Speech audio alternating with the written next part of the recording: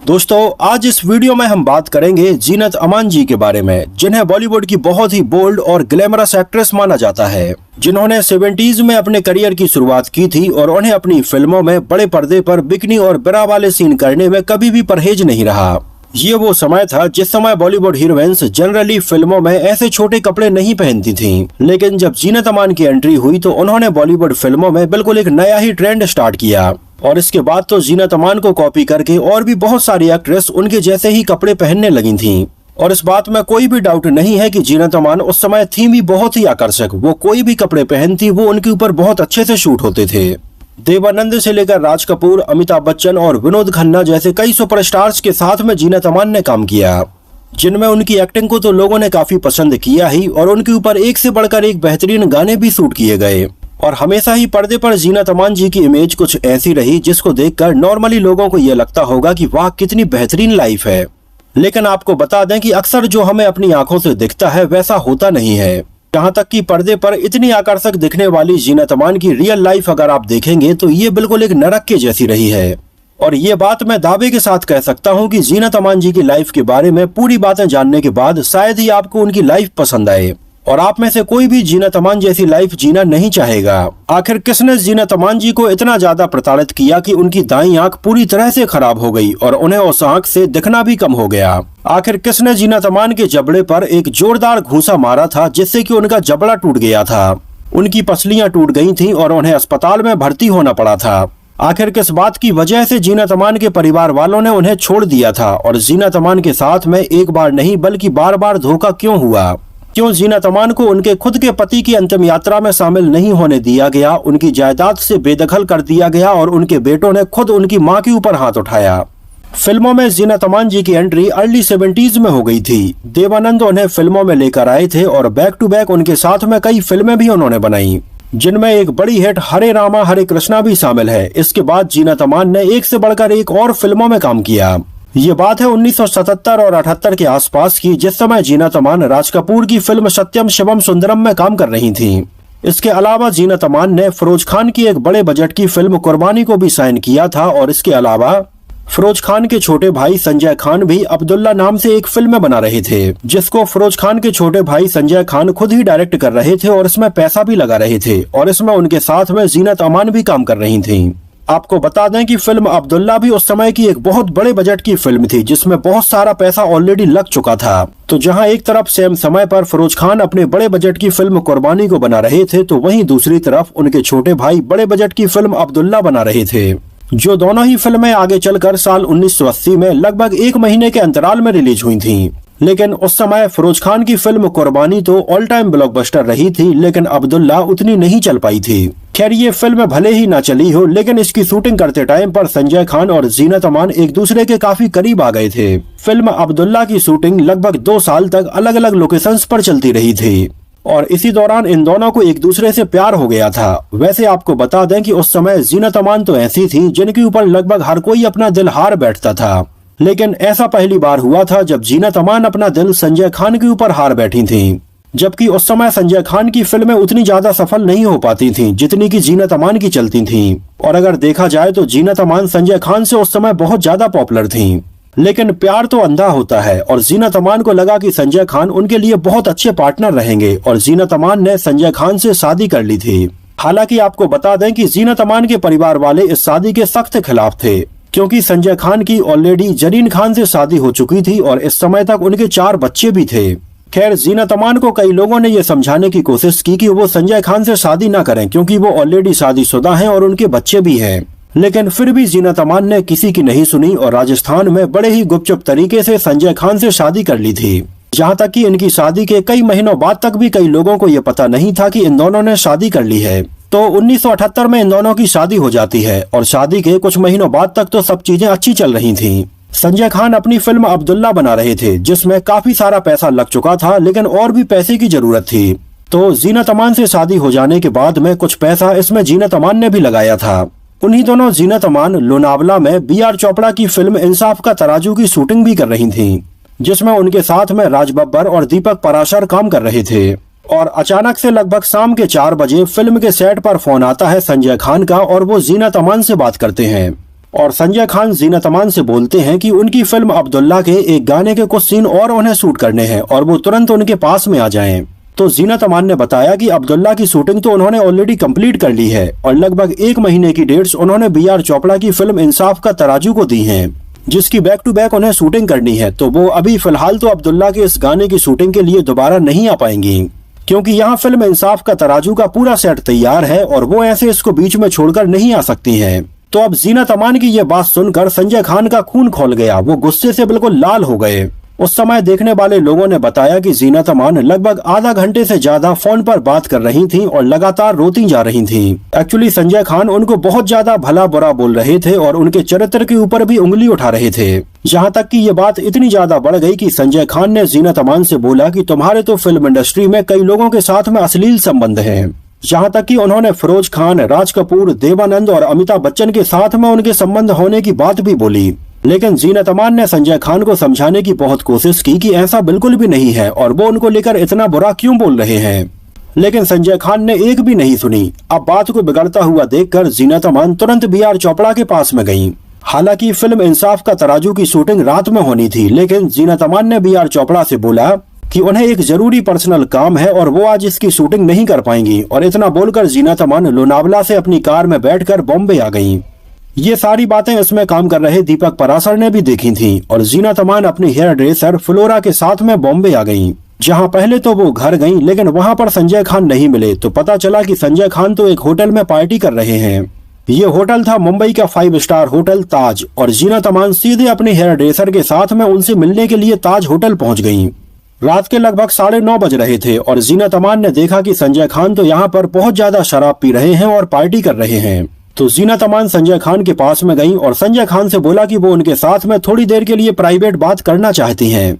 तो संजय खान ताज होटल के अपने कमरे में जीनत अमान को लेकर गए और कमरे में पहुंचने के बाद में संजय खान ने जीनत अमान को बहुत ज्यादा बुरी बुरी गालियां देनी शुरू कर दी। मतलब इतनी गंदी गंदी गालियां कि मैं यहाँ पर बोल भी नहीं सकता हूँ। जीनत अमान की हेयर ड्रेसर कमरे के बाहर गेट पर खड़े होकर ये सारी बातें सुन रही थीं। और थोड़ी देर बाद तो बात इतनी ज्यादा बिगड़ गई कि संजय खान ने जीनत अमान को उनके बाल पकड़कर उठा दिया। उन्होंने जीनत अमान को एक जोरदार तमाचा मारा, जिसकी चोट उनकी दाईं आंख की नस में लगी और उनकी आंख खराब हो गई। इतना ही नहीं, उन्होंने एक जोरदार घूंसा उनके जबड़े पर भी मारा और उनका जबड़ा भी टेढ़ा हो गया। अब यहाँ पर इससे भी बुरी बात ये थी कि जब संजय खान जीनत अमान के साथ में इस कमरे में ये सारी चीजें कर रहे थे, तो उसी कमरे में संजय खान की पहली पत्नी जरीन खान भी मौजूद थी और जरीन खान संजय खान को ऐसा करने के लिए उकसा भी रही थी कि इसे मारो, ये ऐसी है, इसको सबक सिखाना जरूरी है। और जरीन खान के बार बार कहने पर संजय खान जीनत अमान को और ज्यादा प्रताड़ित कर रहे थे और ये सारी आवाजें उनके कमरे के बाहर तक जा रही थीं। और जब बात बहुत ज्यादा बढ़ गई तो उनकी हेयर ड्रेसर जो कि कमरे के बाहर खड़ी थी, उसने तुरंत एक गार्ड को बुलाया और कमरे के अंदर गई, जहाँ पर उसने देखा कि जीनत अमान की हालत बहुत ज्यादा खराब है और वो तुरंत उन्हें हॉस्पिटल लेकर गई। लेकिन ताज होटल के इस कमरे में ये सारी चीजें हो रही थी और सबको ये पता था, लेकिन किसी ने भी संजय खान के खिलाफ आवाज उठाने की कोशिश तक नहीं की। जीनत अमान के एक पर्सनल डॉक्टर थे और उन्होंने रात में ही जीनत अमान का ट्रीटमेंट किया, उनके जबड़े को ठीक किया और उनकी आंख के ऊपर भी पट्टी बांधी। आपको बता दें कि उस समय जीनत अमान की ऐसी हालत देखकर उनके डॉक्टर को भी संजय खान के ऊपर बहुत ज्यादा गुस्सा आ रहा था। यहाँ तक कि उनके डॉक्टर ने आगे चलकर ये बताया था कि ऐसा पहली बार नहीं था जब जीनत अमान ऐसे उनके पास में आई थीं। इसके कुछ महीने पहले भी जीनत अमान अपनी पसलियों के दर्द को लेकर भी उनके पास में आई थीं, जो चोट भी उन्हें संजय खान ने पहुंचाई थी। मतलब शादी हो जाने के 1 महीने के अंदर ही संजय खान जीनत अमान के साथ में ऐसा सलूक करने लगे थे। खैर, जब ये बात जीनत अमान के कई करीबियों और उनके दोस्तों को पता चली तो सब लोग उनसे मिलने के लिए हॉस्पिटल में गए और ये बात मीडिया में भी आई। लेकिन इतना सब हो जाने के बाद भी आप जीनत अमान की सहन शक्ति देखिए। उन्होंने कभी भी किसी को ये नहीं बताया कि ये सारी चीजें संजय खान ने की हैं। उन्होंने बताया कि उनकी गलती की वजह से उन्हें ये मामूली चोटें आई हैं, इसमें किसी की कोई गलती नहीं है। मतलब उनकी जगह पर अगर इतना कुछ हो जाने के बाद में कोई और दूसरी महिला होती तो वो संजय खान का नाम चीख चीख के सबको बताती। लेकिन अब चूंकि जीनत अमान ने सबके मना करने के बाद भी संजय खान से शादी की थी और इसको उन्होंने अपनी गलती का पछतावा भी माना। और इतना सब हो जाने के बाद संजय खान एक बार भी जीनत अमान से मिलने के लिए हॉस्पिटल नहीं आए और इसके बाद से ही ये दोनों एक दूसरे से अलग हो गए थे और जीनत अमान ने कभी भी इस बात को नहीं माना कि ऐसा कुछ हुआ है। खैर, यहाँ पर आपको बताते चलें कि भगवान के घर देर है लेकिन अंधेर नहीं। तो इन सारी चीजों के बारे में भले ही जीनत अमान ने कभी नहीं बोला, लेकिन भगवान ने संजय खान को सजा दी। जब संजय खान 1989 में अपने TV serial the sword of Tipu Sultan की शूटिंग कर रहे थे, तो उस समय इसके सेट पर एक जोरदार आग लगी, जिसमें संजय खान का चेहरा बुरी तरह से जल गया था। ये आग इतनी जोरदार थी कि उनका चेहरा लगभग एक तरफ से पूरा सड़ ही गया था, जिसके इलाज के लिए लगभग 13 महीने तक उन्हें हॉस्पिटल के बेड पर रहना पड़ा था। इसके बावजूद भी ये पूरी तरह से ठीक नहीं हो पाया था और आज तक चेहरे पर ये जलन के निशान आप देख सकते हैं। तो कहीं न कहीं संजय खान के किए की सजा उन्हें मिल गई थी, लेकिन ये आग इतनी जोरदार थी कि इस आग में इस सीरियल में काम कर रहे लगभग 52 लोग खत्म हो गए थे और 73 लोग गंभीर रूप से घायल हो गए थे। खैर, चीजें चलती रहीं, समय बीता, जीनत अमान और दूसरी फिल्मों में काम कर रही थी, लेकिन इस बड़े तूफान के बाद में एक और बड़ा तूफान उनकी जिंदगी में आना बाकी था। ये थे एक और महाफ्लॉप एक्टर मजहर खान, जो अपने करियर में कई फिल्मों में छोटे छोटे सपोर्टिंग रोल में नजर आए, लेकिन लीड एक्टर के तौर पर वो कभी सफल नहीं हो पाए। और आज भी ज्यादातर लोग मजहर खान को याद करते हैं केवल साल 1980 में आई फिल्म शान में उनके गाने नाम अब्दुल है मेरा सबकी खबर रखता हूँ के लिए। तो यही वो मजहर खान थे जो फिल्म शान में हमें भिखारी बने हुए नजर आए थे। तो अब जहां एक तरफ जीनत अमान अकेली थी, ऐसे में उनकी मुलाकात कई बार मजहर खान से हुई और इन दोनों को एक दूसरे से प्यार हो गया। हालांकि ये बात कड़वी है लेकिन सच है, उस समय जीनत अमान इतनी पॉपुलर थी, लेकिन मजहर खान इतने बड़े फ्लॉप एक्टर थे कि वो जीनत अमान के सामने खड़े होने के तक लायक नहीं थे। लेकिन प्यार तो अंधा होता है और जीनत अमान को दूसरी बार प्यार हो गया मजहर खान से, जो जोड़ी भी बड़ी बेमेल थी। और इसको लेकर भी जीनत अमान के करीबियों ने उन्हें कई बार समझाने की कोशिश की कि वो मजहर खान से शादी न करें, लेकिन जीनत अमान ने किसी की नहीं सुनी और उन्होंने सिंगापुर में चोरी छुपे मजहर खान से शादी कर ली थी, जिस शादी के खिलाफ जीनत अमान की माँ भी थी और माँ की तबीयत भी बहुत ज्यादा खराब थी। माँ ने उन्हें कई बार समझाया, लेकिन जीनत अमान नहीं मानी और सिंगापुर में मात्र 2 गवाहों की मौजूदगी में उन्होंने मजहर खान से शादी कर ली। इस बात का इतना जोरदार धक्का उनकी माँ को लगा कि आगे चलकर दिल का दौरा पड़ने की वजह से वो ये दुनिया छोड़कर चली गई थीं। खैर, जीनत अमान ने 1984 में मजहर खान से शादी कर ली थी और उस समय जीनत अमान को ये लग रहा था कि उनकी अंधेरी जिंदगी में मजहर खान एक रोशनी बनकर आएंगे, लेकिन उन्हें क्या पता था कि मजहर खान उनकी जिंदगी को और ज्यादा अंधेरे में लेकर जाने वाले हैं। यहाँ पर आपको बता दें कि मजहर खान जीनत अमान से लगभग 3 साल छोटे थे। उस समय जीनत अमान अपने करियर के बिल्कुल टॉप पर थीं, लेकिन मजहर खान का करियर कुछ खास नहीं चल पा रहा था। तो कहीं न कहीं मजहर खान को इस बात का तनाव हमेशा रहता था कि उनका करियर उतना नहीं चल पा रहा है, लेकिन उनकी पत्नी उनसे ज्यादा अच्छा कर रही है। खैर, शादी हो जाने के 1-2 साल बाद तक तो जीनत अमान की जिंदगी काफी अच्छी रही। जीनत अमान ने आगे चलकर अपने एक इंटरव्यू में बताया कि उन्होंने मजहर खान से बच्चों के लिए शादी की थी। उस एज तक जीनत अमान को ऐसा लगने लगा था कि अब उनकी जिंदगी में बच्चे होने चाहिए और इसी को देखते हुए उन्होंने मजहर खान से शादी कर ली थी। और शादी के तुरंत बाद जीनत अमान और मजहर खान के 2 बच्चे भी हो जाते हैं, जिनकी देखरेख जीनत अमान करती थीं और इसकी वजह से अब वो ज्यादा फिल्मों में काम नहीं कर पा रही थीं। और वहीं दूसरी तरफ मजहर खान को भी कुछ खास फिल्में नहीं मिल पा रही थीं। तो ये सारी चीजें बढ़ते बढ़ते इतनी ज्यादा बढ़ गईं कि आगे चलकर मजहर खान का गुस्सा जीनत अमान के ऊपर निकलने लगा और वो उनके ऊपर अब हाथ भी उठाने लगे। और ऐसा कई बार हो रहा था। तो जीनत अमान को अब कहीं न कहीं ये अंदाजा हो गया था कि दूसरी बार भी उनकी पसंद गलत निकली है।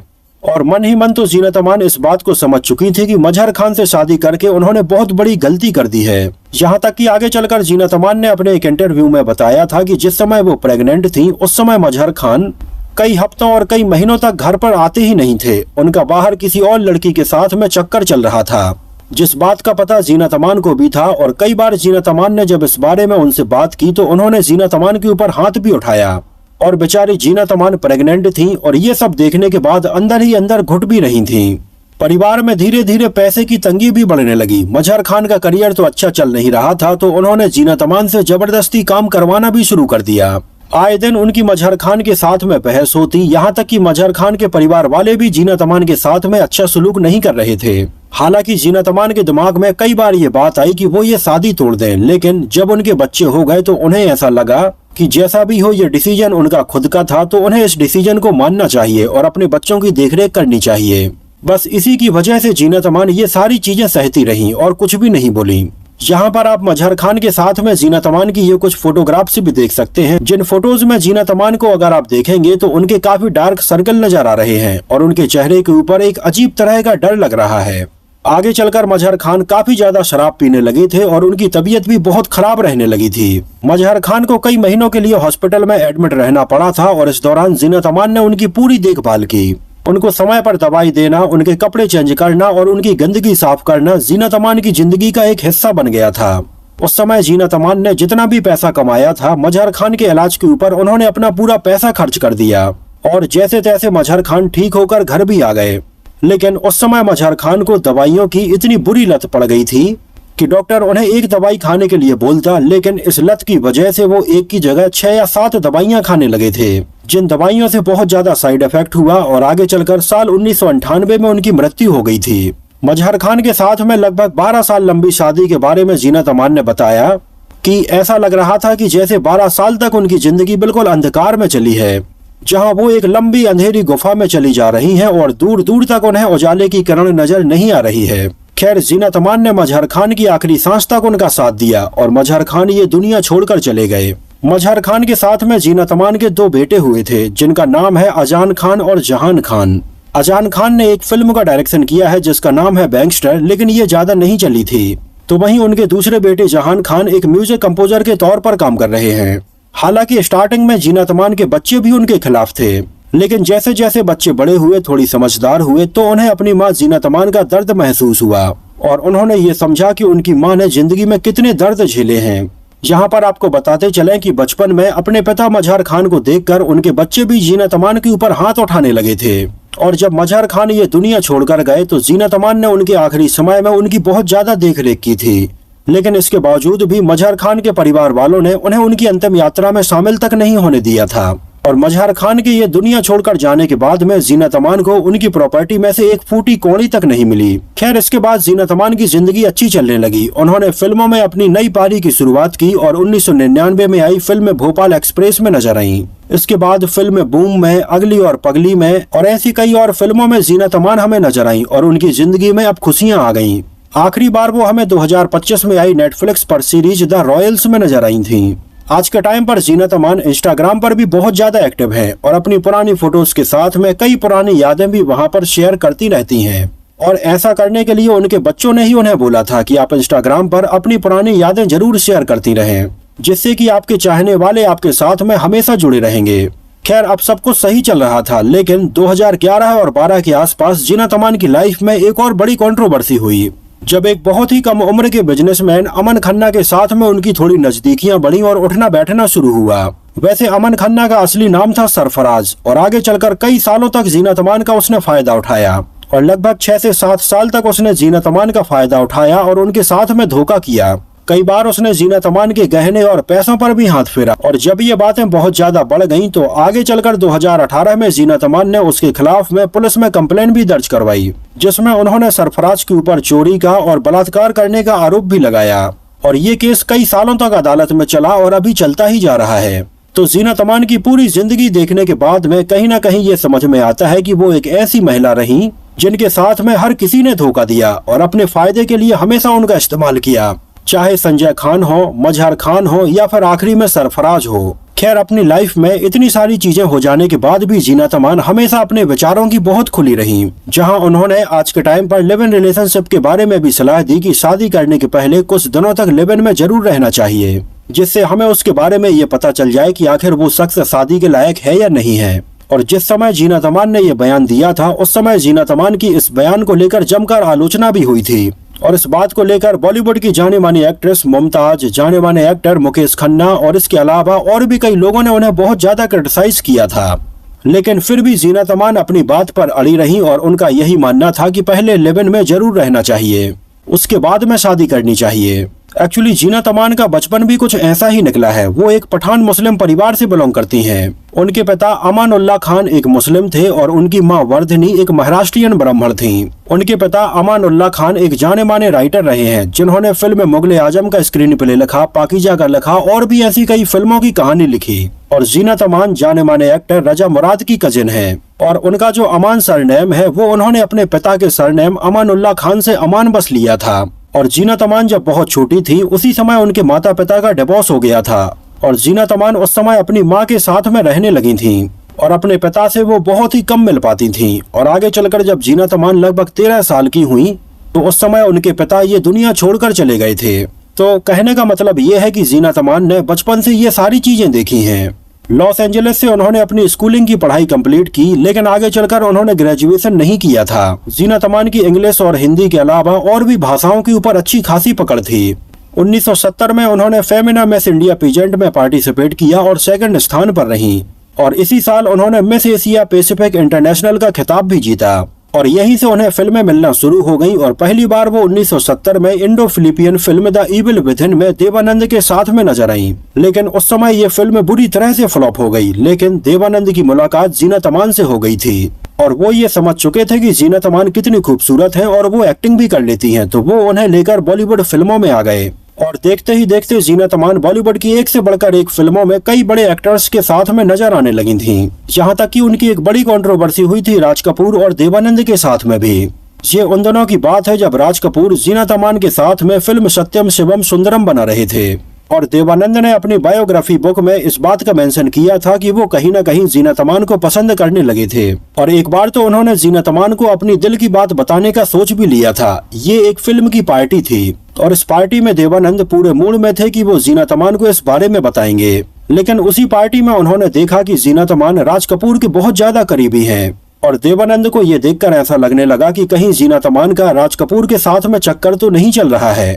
तो देवानंद ने जीनत अमान को अपने दिल की ये बात नहीं बताई और उस पार्टी को छोड़कर चले गए। और ये बात खुद देवानंद ने अपनी बायोग्राफी में मेंशन की है, जिसकी एक कॉपी उन्होंने जीनत अमान को पढ़ने के लिए भी दी थी। खैर उस समय तो जीनत अमान ने इस बारे में जिक्र नहीं किया था, लेकिन इसके कई सालों बाद जब देवानंद साहब इस दुनिया में नहीं थे तो उन्होंने इस बात का जिक्र अपने इंस्टाग्राम की एक पोस्ट पर किया था, जिस बारे में उनका ये कहना था कि देवानंद को कितनी बड़ी गलतफहमी थी। उन्होंने हमेशा देवानंद को अपने गुरु के जैसा माना है और वो जीनत अमान के बारे में इतना गलत कैसे सोच सकते थे कि उनका राज कपूर के साथ में संबंध है, जबकि ऐसा बिल्कुल भी नहीं था। इस बात का जीनत अमान ने विरोध किया, लेकिन अब देवानंद साहब इस दुनिया में नहीं थे। तो देवानंद के कई चाहने वाले और सपोर्टर्स ने जीनत अमान को काफी क्रिटिसाइज किया कि जब देवानंद साहब इस दुनिया में थे तब उन्होंने ये बात उनसे क्यों नहीं बोली। लेकिन जब वो ये दुनिया छोड़कर चले गए हैं तो जीनत अमान उनके बारे में ये सारी बातें बोल रही हैं। इसके अलावा 70s में जीनत अमान का नाम पाकिस्तानी क्रिकेटर इमरान खान के साथ में भी जोड़ा गया, जहां कई फिल्मी पत्रिकाओं में यह छापा गया कि इन दोनों के बीच में अफेयर चल रहा है। यहाँ तक कि इस बात का दावा खुद इमरान खान की पूर्व पत्नी रेहान खान ने अपनी किताब में किया है। उन्होंने बताया कि इमरान खान ने जीनत अमान से अफेयर के बारे में उनसे चर्चा भी की थी, लेकिन जीनत अमान ने कभी भी इस बारे में कोई बात नहीं बोली। जिस समय 1978 में फिल्म डॉन बन रही थी, उस समय इसके प्रोड्यूसर नरीमन ईरानी ये दुनिया छोड़कर चले गए थे। ऐसे में इसमें काम कर रहे सारे कलाकारों ने फ्री में इसमें काम किया था, जिनमें से जीनत अमान भी एक थी। और जब ये फिल्म कंप्लीट हो गई और इसने अच्छे खासे पैसे कमाए तो सारे कलाकारों ने अपने पैसे ले लिए थे, मात्र जीनत अमान को छोड़कर। उन्होंने फिल्म डॉन में से 1 रुपए नहीं लिया। तो कहीं ना कहीं ये सारी चीजें दिखाती हैं कि जीनत अमान कितनी ज्यादा दरिया दिल हैं। उन्हें बॉलीवुड की सबसे मॉडर्न एक्ट्रेस माना गया, यहाँ तक कि बॉलीवुड फिल्मों में हिप्पी कल्चर की शुरुआत करने वाली भी जीनत अमान ही थी। खैर अब जीनत अमान की जिंदगी अच्छी खासी चल रही है और वो अपने बच्चों के साथ में इसको एंजॉय कर रही हैं। खैर आपको जीनत अमान कैसी लगती थी? उनकी पर्सनल लाइफ में इतनी सारी प्रॉब्लम्स हुई, उनको देखने के बाद जीनत अमान के बारे में आपका क्या कहना है? हमें अपनी राय कमेंट सेक्शन में जरूर बताइए। तो फिलहाल के लिए इस वीडियो में इतना ही। अगर ये वीडियो आपको पसंद आया हो, मेरी मेहनत आपको पसंद आई हो, तो उसको प्लीज लाइक करके मुझे इस बात का जवाब जरूर दीजिए। तो मिलते हैं किसी नए वीडियो में कुछ और ऐसे ही इंटरेस्टिंग और रोचक बातों के साथ।